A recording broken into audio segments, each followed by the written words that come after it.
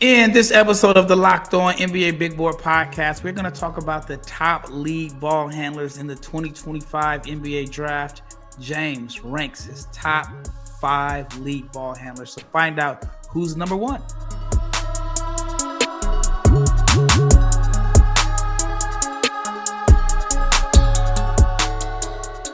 Big shout out to each and every person that has made the Locked On NBA Big Board Podcast your first listen of the day. I'm your host, Rafael Barlowe, along with my brother, James Barlowe. And in this episode, we're going to talk about James's top 5 lead ball handlers. We're going to discuss what a lead ball handler is. And then I have some interesting stats that I want to share for each prospect. And my voice is coming back. It's been a struggle this week.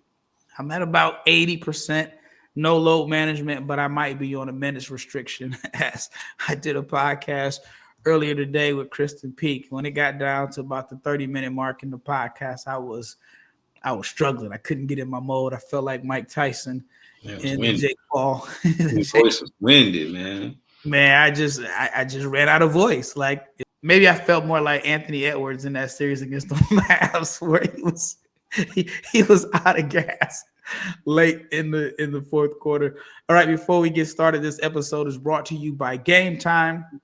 Download the Game Time app, create an account, use the code Locked On NBA for $20 off your first purchase.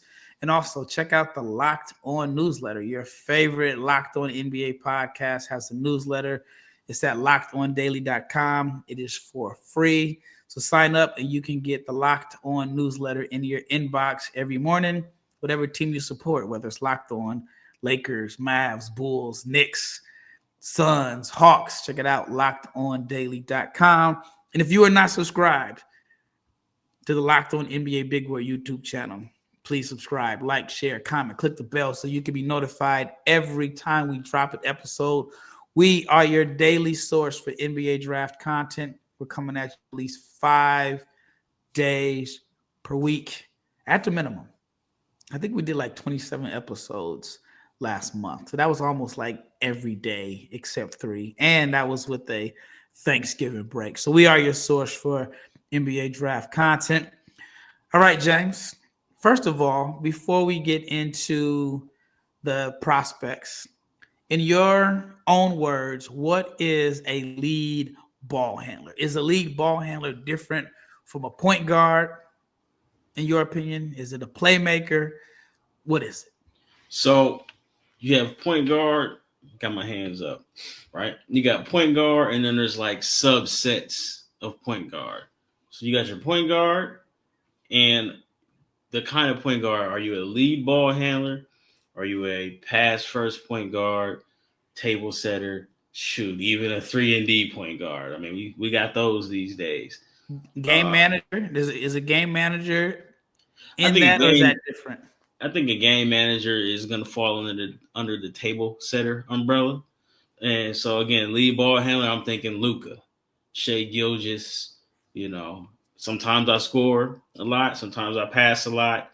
Or I do both. I do everything. But me being a threat to score is my biggest asset. You got your table setter, game manager.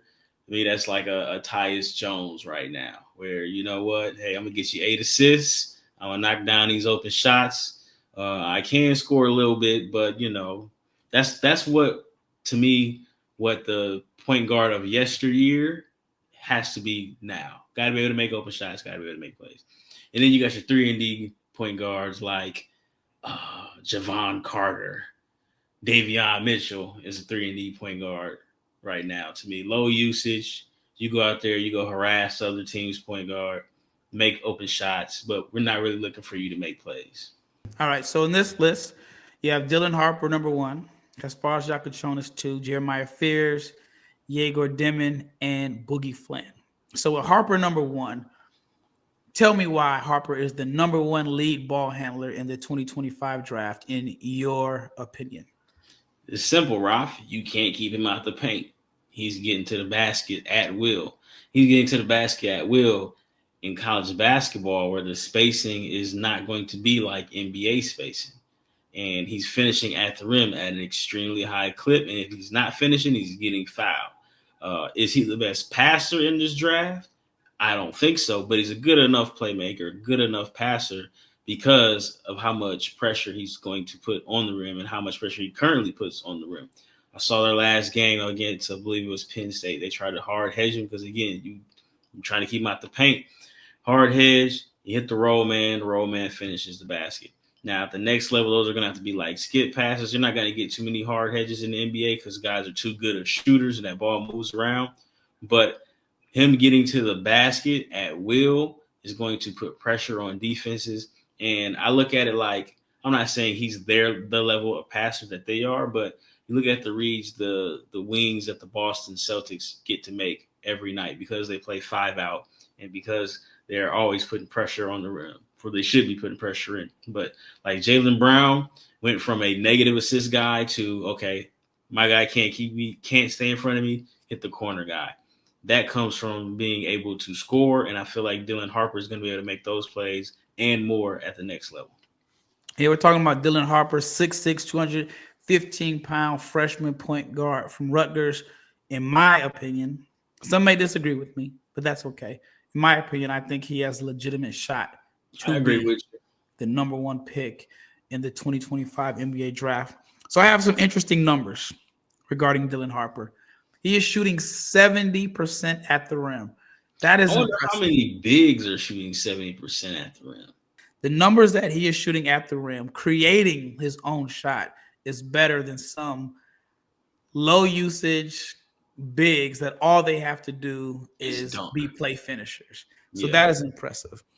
Another thing that when I dig into his stats, he's actually shooting 42% on catch and shoot jumpers. I don't think the jumper is that big of a concern, but the problem is he's actually 55% on uncontested catch and shoot threes. So he can shoot off the catch and he can play off the ball. The problem, while the numbers are inefficient in a sense, is because he is shooting 24% on pull-up jumpers total. And he takes a lot of jumpers off the dribble. However, his 2.14 to assist to turnover ratio, you'll take that. Yeah, that's good. Yeah, numbers don't always tell the whole story. The assist to turnover ratio doesn't mean you're a better passer or better decision maker, because there are guys that are high risk, high reward passers, and there's guys that throw very simple dump off reactionary passes. But the numbers that stood out to me, again, 70% at the rim.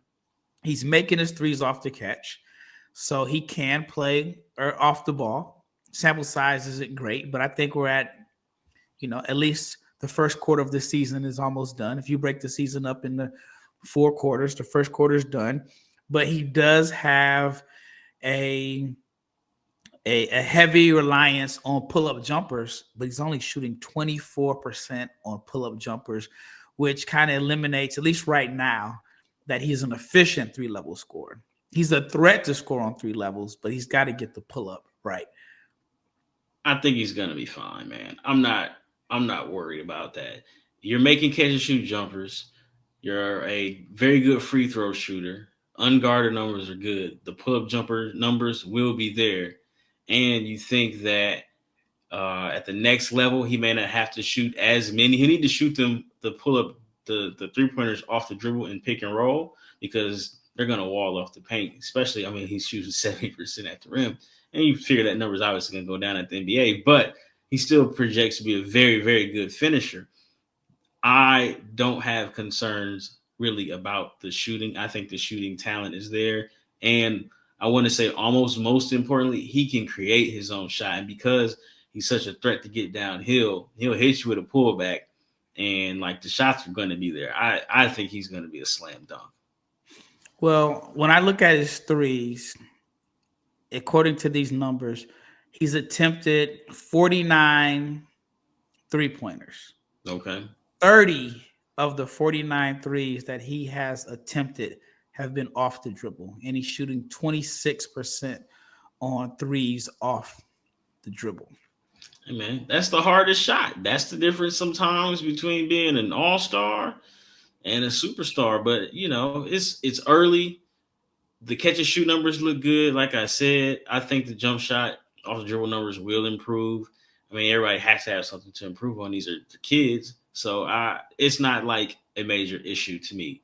When you're not making catch and shoot threes, when you're not making unguarded jump shots, and your shot selection is not good, then I'm like, all right, man, what are we doing right here? I think we got something to worry about. But I'm not really worried about Dylan Harper. Yep. All right, up next, we're going to talk about arguably, at least statistically, the best pull-up shooter in the 2025 NBA draft class. And you might be surprised who I'm talking about. All right, before we get into the second segment, I want to talk to you about my absolute favorite app when it comes to purchasing tickets, and it is Game Time. And Game Time is not just for sporting events. It's for concerts, comedy, theaters, and more. What I love about the Game Time app is that it has all-in pricing. Just toggle the feature on the app, and it will show you the total upfront with no surprise fees at checkout. Also, the Game Time app gives you a panoramic view from your seat in the app before you buy, so you will know exactly where you are sitting and your view. And Game Time also has the lowest price guarantee. If you find something cheaper, Game Time will credit you 110% of the difference, and your purchase is covered with the most flexible customer service policy in the ticketing industry. So take the guesswork out of buying tickets with Game Time. Download the Game Time app, create an account, use the code LOCKEDONNBA for $20 off your first purchase. Terms apply. Again, create an account, use the redeem code LOCKEDONNBA for $20 off. Again, download Game Time today. All right, second segment. And I'll just go right into it. Kasparas Jakucionis, freshman point guard from Lithuania, who is starring at Illinois this year. I think he's been one of the biggest surprises this season. I know I've spoken to several people that weren't all that familiar with his game, but Jakucionis has put his name in the discussion to be the second point guard or lead ball handler selected in this draft. And when I was looking at the numbers, I was actually shocked to see how well he is shooting off the dribble. Now, I knew he can make shots off the dribble, but he is shooting 48% on pull-up jumpers. That number is double the percentage-wise as Dylan Harper. He is in the 96th percentile in the whole country in pull-up jumpers. He's shooting 54% on threes off the dribble, 66% at the rim. Now, Jakucionis was a guy that has grown on you. Yeah, for sure. And I saw a tweet. I forgot who made it. And basically they said something along the lines of, he's just a guy, when you watch him, you have to say, you know what? He's a very good basketball player. Stop picking at his flaws. Stop saying he can't do this, whatever. He is a very good basketball player. So you have him at number 2? For lead ball handlers, yes. In this particular draft, I have him at number 2. Like you said, he's grown on me. I was thinking at first, I guess you could say I was like the dude who the tweet was about. I was looking at his flaws and not necessarily his strengths. But it is interesting to see what are his attempts off the dribble from 3, because I don't feel like he takes a lot of them, but he does. But Jakucionis is in between the lead ball handler, table setter, which is fine. He almost projects to be like, I want to say he's got some things in common with Lonzo as far as like big point guards, pass first point guards, shooting the 3-ball well. Talking about UCLA Lonzo Ball, who went number 2 in that 17 draft. And then there's some like Tyrese Halliburton. He's not the athlete that Halliburton is, but I do think he's going to be somebody who is going to be, at worst case, a very good table setter, because he does see the floor well in pick and roll. He can make every pass in pick and roll. Individual scoring is what I had him in my notes on my big board. My big board. He needs to improve, but he gets to his crossover step back and he's making every single one of them. Jakucionis can hoop, man. I've had to move him up. I'm not going to be the guy that's like locked in on an opinion. I think right now I had him at 9. I think he'll end up probably going top 5 if he keeps it up at this rate, just because it's just hard to deny what he's done. But there are some concerns. But like, he's hooping right now. That game against Wisconsin was one of the better games that we've seen all year for a freshman. Yeah, I just looked at the numbers. He is from 3 on pull-up jumpers. He is 13 of 24.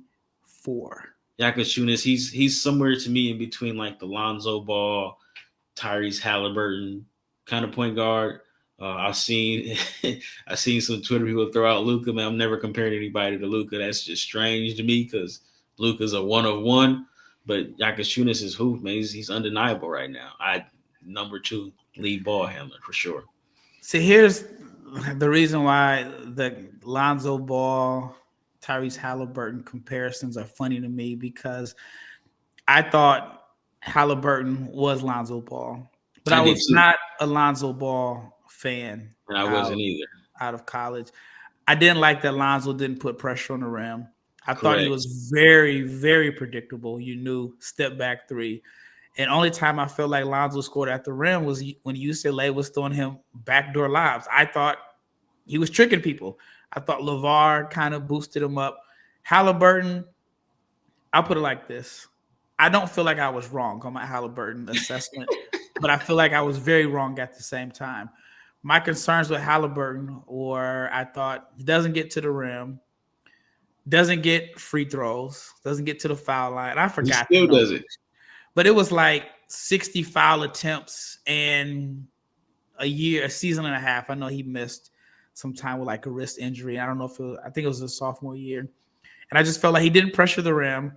I didn't know how he was going to get the shot off as far as like the mid-range shot. I did think that he was like the perfect connective point guard in a sense. I thought like, yeah, this guy can play with a heavy, dominant ball handler like Harden or Luka or LeBron, because I was like, he's got the size to play both.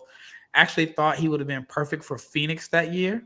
He would have been perfect for Phoenix that year, yeah. But I thought like he could play with Chris Paul. Yeah, but they picked Sticks, Jalen Smith. I honestly did not see him being like an all-star or a league ball handler. So with Jakucionis, I don't necessarily see the Lonzo and Halliburton comparisons, but I will say this much. I like him better than I like Lonzo for sure. And maybe it wasn't that I didn't like Lonzo. I just didn't think he should have been ahead of De'Aaron Fox or Jason Tatum. And even if he didn't get injured, I still don't think he's in the class of those guys. No. And Halliburton, my concern, I think they were legit. No mid-range game, doesn't attack the rim. Stylistically, he was someone that I was going to miss out on. Jakucionis, I do have some concerns. How much rim pressure can he put? I have seen him like pick up his dribble a lot. I think he's a good passer, but he's been productive. It's just hard to deny what he's doing. Yeah, and it's my thing with Jakucionis is like, I don't know if he can consistently beat people off the dribble, and that may be like a stylistically thing to me, just because how I prefer my point guards. But I mean, he's beating these switches when they do switch, and he's hitting you. And I said Alonzo because again, Alonzo basically had one move, crossover, step back 3, and Jakucionis hit like 3 of them last game against Wisconsin. But he's crafty, so if he's like a less athletic Halliburton, right? You'll absolutely take that. Yeah. But the thing is with Halliburton is that his main issue is sometimes he doesn't lean toward the scoring side as much as he should. And teams will guard him to score because they know he's such a good passer. So when teams guard Jakucionis to score, will he have enough individual scoring at the NBA level? Not the college. He's got college basketball figured out. At the NBA level, does he have enough? All I can say is dude has been good. Oh, but he's hooping, man. You'd be a liar saying he wasn't hooping, though. Yeah, like I was talking to Kristen earlier today on a podcast, and she was at Basketball at Our Borders, and we were there too. Yeah. And she was like, I don't remember him. he was the redhead dude. That was it. And I remember like someone mentioning that they liked him, but it was like the last day with like the last hour left of the camp. I mean, I wouldn't say he just popped. He might have been like the 5th or 6th best point guard there. Yeah, I thought the little guard from the Dominican Republic had bigger flashes and so Christian on. Anderson at Texas Tech looked better. Savo Drezic, who's at Georgia, looked better. Triori looked better. But hey, man, it's a different setting. Guys get better. Hey, I'd rather be better with the lights on in front of the college basketball world than at pretty much like a closed door tournament. But no, I get why you have him at number 2. But there's a guy that you have at number 3 who I know you really, really like. And I want to ask you, who do you think would be the better prospect long-term between Kasparas Jakucionis and Jeremiah Fears, who I think you might be on the lead of the Jeremiah Fears bandwagon. So up next, we're going to talk about Fears. We also got to talk about Egor Demin and Boogie Fland. And then there's a guy who I feel like you left off. But let's talk about FanDuel. Why? Because FanDuel is America's #1 sports book. And with FanDuel, you can tackle the NFL playoffs. New customers can bet $5 and get $150 in bonus bets if you win. The FanDuel Sportsbook app gives you everything you need to place live bets on the NFL, and it is all in one place. So when you get a hunch in the middle of the game, you can check out the latest stats, if you live play-by-play, and so much more. And it is on the same page where you place your bets. So visit FanDuel.com to join today. You get started with $150 in bonus bets if you win your first $5 bet. That's FanDuel.com. And never waste a hunch. Make every moment more with FanDuel, the official sportsbook partner of the NFL. All right, last segment, man. My voices. Yeah, man. I see you winded, man. You ain't getting back on defense right now, right? Yeah, it's starting to catch up with me, man. Jeremiah Fears, freshman point guard from Oklahoma, arguably the biggest riser, the biggest surprise in the 2025 draft class. Reminds me of Bub Carrington in a sense where he wasn't on radars coming into the season. Got off to a hot start. Now everybody's talking about him.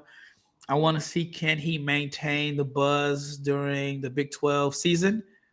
You know what? I keep thinking Big 12, Oklahoma's in the SEC, man. Yeah, that's going to take some time, dog. It's going to take me a long time, man. I think we were talking earlier, and you were like, Texas played today. And I went on the ESPN app, and I like scrolled by conference. I'm like, man, Texas doesn't play today, because I scrolled on Big 12. I mean, I'm just getting old, man. I remember when Texas was in the Southwestern. I vaguely remember that, but I mean, it's like Big 12, and I'll never get used to Texas and the SEC. But Jeremiah Fears, I spoke to a scout today. He says he loves Jeremiah Fears. He thinks he's a top 10 pick. It's not just but he said he watched the game, and there were 7 consecutive possessions where he got both feet in the paint. So my question for you is, right now you got Jakucionis number 2. For lead guards, for lead ball handlers. Lead guards. Best case scenario, they both maximize their potential. Who are you taking between those two, Jakucionis or Fears?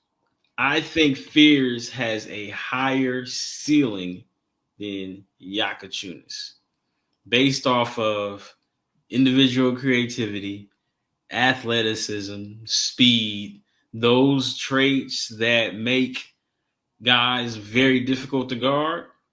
He has, right? And I have, again, my big board that's out, I have him 7th. I think he's going to be a stud, but I feel like his floor is lower than Jakucionis just because of feel for the game right now. And again, Fears is probably a whole year younger than Jakucionis, who, again, Jeremiah Fears, who could still be in high school right now. So there's certain nuances of the game. And again, the European game where they just pick and roll basketball is hammered into you, seems like, from birth. So Jakucionis is better in pick and roll, but I feel like Fears has the higher ceiling, better scorer, better athlete. I think he's still a very good player. I think he has good vision. He does turn the ball over a lot, but again, so does Jakucionis, I believe. But I'm really high on Fears. I think he has all-star potential when it's all said and done. And with NBA spacing, with his speed and athleticism and leaping ability and creativity, Ralph, I think he's going to be very, very good. And I feel like everyone who doesn't have him in the top 10 will have him in the top 10 when it's all said and done, or should, because he's that talented. Yeah, so when I look at the numbers that I pulled up from your top 5 guys, these two have the lowest assist to turnover ratio. Fears is at 1.31. Now, he is shooting 63% at the rim. You'll take that. Jakucionis is at 66% at the rim. But the jumper, that is the biggest difference between the two. Fears likes to shoot pull-up jumpers. He's only shooting 28% on pull-up jumpers and just 29% on jumpers overall. To me, the jumper is something that can be improved. Yeah. But I think, or actually, no, I shouldn't say I think. I'm not going to just assume. You're the GM of a team. You're on the clock. Are you going safe with Jakucionis? Are you going upside with Fears? Or does it depend on what your contract situation is looking like? All right, so check this out, right? I'm the Nets, and we're winning way too many games right now, and we need to start shipping off some guys. Once we ship guys off, we'll have a top, let's say we end up with a top 5 pick. And Jakucionis is there, and also Jeremiah Fears is there. I'm probably going to go with Jeremiah Fears because the upside, I feel like he has more upside, and we got our picks back. We can still be, I mean, not to say that, Jakucionis is going to not have you win games to take you out of the AJ Debanza sweepstakes. But Jeremiah Fears, as he's figuring things out, he's definitely going to keep you in the AJ Debanza sweepstakes because at this time next year, he's supposed to be in college where he is right now. Yeah, he's supposed to be preparing for a holiday tournament right now. Yeah, he's supposed to be asleep right now, getting ready for homeroom. But, who knows what college kids are doing these days. Now he's preparing for the SEC. All right, Egor Demin. You have him at number 4 on this list. Yes. So when I spoke with Kristen earlier today, she had him in her tier 1 behind Cooper Flagg, Dylan Harper, Ace Bailey. So she had Demin number 4. You have him as the number 4 lead ball handler. So my question for you is, it's been like a tale of 2, I don't want to say seasons, 2 different levels of competition for Egor. Are you leaning more towards the player you saw against, what was it, like UC Davis and Central Arkansas, or the guy you saw against Providence? And I'll be honest, when I watched the game against Providence, they were in his shirt. I feel like they kind of exposed some things. You put a smaller point guard on them and pick him up full court, be aggressive. I think you can slow him down. So is that why he's kind of dropped a little bit to you?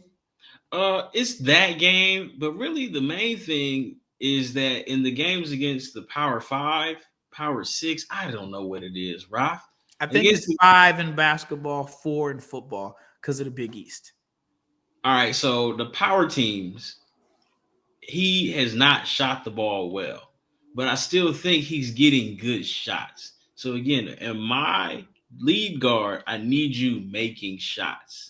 And he hasn't shot the ball well against the really good teams.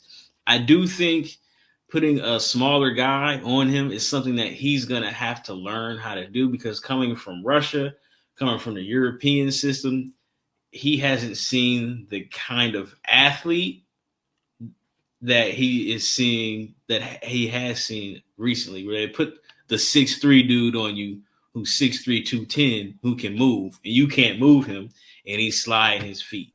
He's going to have to figure that out. But and that's not just him, a lot of bigger guards, with Egor being, 6'8", 6'9", that takes time to figure out. I still really like Egor because I feel like he is the best passer in this draft. And I don't even necessarily think it's close. I guess you could say Jakucionis, but he does turn the rock over a lot. But at 6'9", Egor can make every single pass. And when he gets downhill, he's hitting guys he has great vision.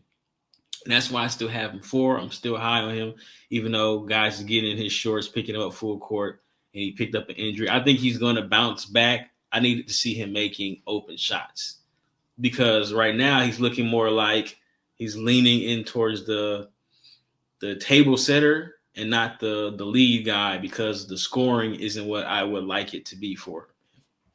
Yep, we're talking about Egor Demin, 6'8", 6'9", with depending on which publication. Point guard from BYU via Russia, but he played in the Real Madrid system, I want to say the last 3 years. When I pulled up the numbers, again, the level of competition has been a little bit different. But despite the struggles or inefficiency as against like the Power 5 schools, he is number 1 in this list on field goal percentage. He's shooting 79% at the rim. And he has the best assist to turnover ratio. And I think he's the best passer. He's shooting 47% on catch and shoot threes, but only 22% on pull-up jumpers. That's and even in the Providence game, I thought he had some good looks. He was like over 10, but I thought he had good looks. I thought he knew how to turn the aggressive defender, get him smack into a screen. Like he knew how to like make sure the guy got, like a real good screen, and then he was able to free himself up. But he was just missing like those pull-up jumpers. I think once he starts making those, and then I think he's going to be really, really good. Yeah. However, I just think it's going to be a challenge for him, as I think teams are going to start putting a smaller, athletic, and every college team has that 5'11", 6-foot guard. I think that's just going to be the game plan. Pick him up full court, harass him, wear him down, and we'll just see if he has the ball handling and the strength to take advantage of those guys. If he has the mouse in the house game. Man, listen, Egor, go to the foul line, put your knee up, shoot that dirt, man. You 6'9", brother. Like, nobody's going to be able to contest that if you can get to your spot. And I think he shot one against Providence. He just didn't make it. But, man, lock in on that, because once they can't put a small guy on you, then the world is yours. All right, real quick, Boogie Fland. You have Boogie Fland over LeBaron Philon. I think I would go with Philon here. But Boogie Fland's numbers. Philon not shooting the ball well, man. And I think Philon is like a modern Rondo, more so as a table setter right now, because the jump shot is just not there. But go ahead with your numbers by Boogie Fland. So when I pull up Boogie Fland's numbers, very interesting. 55% catch and shoot jumpers. Burner. Not surprised. I'm not going to sit here and say I thought 50%, but I knew that he could shoot off the catch. He is 57% on catch and shoot threes, which most guys, if you're shooting a jump off the catch, it is a three. But he shoots a lot of pull-up threes, and he's shooting 26% on pull-up threes.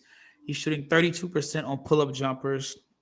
You'll take 32%. You'll take that. Not great, but you'll take that. Here is the issue. 40% at the rim. And the bottom 5 percentile in college basketball. Yeah, and like I said from the jump, love Boogie Fland's game. All kinds of creativity, flat out burner with the catch and shoot. And he's emerged as the lead ball handler on the team that we thought had way too many cooks in the kitchen.